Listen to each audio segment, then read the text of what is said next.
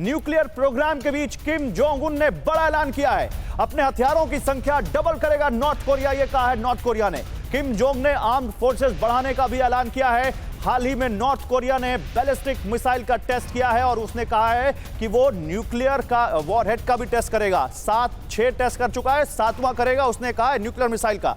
आइए किम का ऐलान और टेंशन में दुनिया कैसे, जरा समझिए। जब दुनिया की नजर नॉर्थ कोरिया के न्यूक्लियर प्रोग्राम पर लगी है, तब किम जोंग उन ने एक बार फिर उन्हें चिढ़ाने की कोशिश की है। नॉर्थ कोरिया के तानाशाह किम जोंग उन ने अपने हथियारों की संख्या को 2 गुना करने का ऐलान किया है। किम जोंग ने ऐलान किया कि सेल्फ डिफेंस को मजबूत करने के लिए आर्म्ड फोर्सेस को बढ़ाया जाएगा। 3 दिनों की पॉलिटिकल बैठक में किम जोंग ने अपने दुश्मन अमेरिका और साउथ कोरिया का जिक्र तक नहीं किया। हाल ही में नॉर्थ कोरिया के बैलिस्टिक मिसाइल टेस्ट के जवाब में अमेरिका और साउथ कोरिया ने भी मिलकर एक के बाद एक 8 मिसाइल टेस्ट किए थे।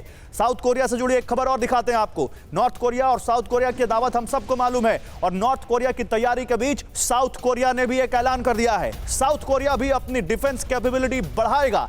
अमेरिका के साथ मिलकर सैन्य ताकत बढ़ाने का ऐलान किया है साउथ कोरिया ने।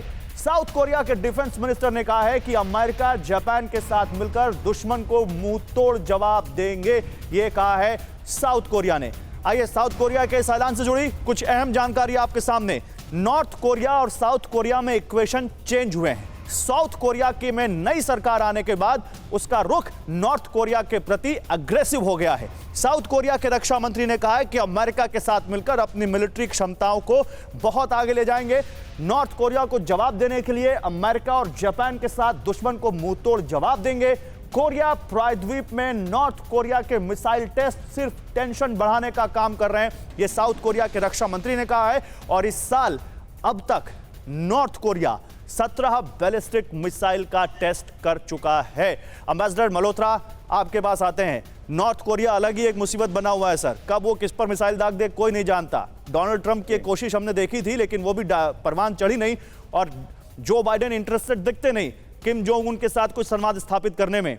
साउथ कोरिया की नई सरकार जो आई है उसने कुछ सर यहां पर अपना जो एग्रेशन बढ़ाया है। क्या आपको लगता है कि ये किसी कॉन्फ्लिक्ट की तरफ ले जा सकता है? सबसे पहले तो ये समझना चाहिए कि जितने भी लोग ये साउथ कोरियन गवर्नमेंट हो जो एग्रेशन दिखा रहे हैं वो किसके दम पे दिखा रहे हैं। उक्रेन नाच रहा है अमेरिका के दम पे, उक्रेन सोच रहा है वो लड़ाई जीतेगा यूरोप के दम पे। साउथ कोरिया ये समझ रहा है, जापान ये समझ रहा है कि अमेरिका हमारे पीछे है। तो ये जो बड़ी गेम है ना उसे नहीं समझ पा रहे ये लोग। और जहां तक नॉर्थ कोरिया का सवाल है, वो तो अपने एग्जिस्टेंशियल लड़ाई समझ लीजिए लड़ रहा है। आज से नहीं, बहुत पहले से ये फ्लैश पॉइंट है। एक कोरियन पेनिनसुला का सबसे बड़ा उस एरिया का जो फ्लैश पॉइंट है वो नॉर्थ और साउथ का प्रॉब्लम है। और ये तब से जब से दो देशों में बंटवारा हुआ है वॉर के बाद। तो ये जो अब पूरा माहौल जो है ना, पूरे वर्ल्ड के माहौल के कॉन्टेक्स्ट में देखिए, ये एक तनाव पैदा करने वाला माहौल बन रहा है।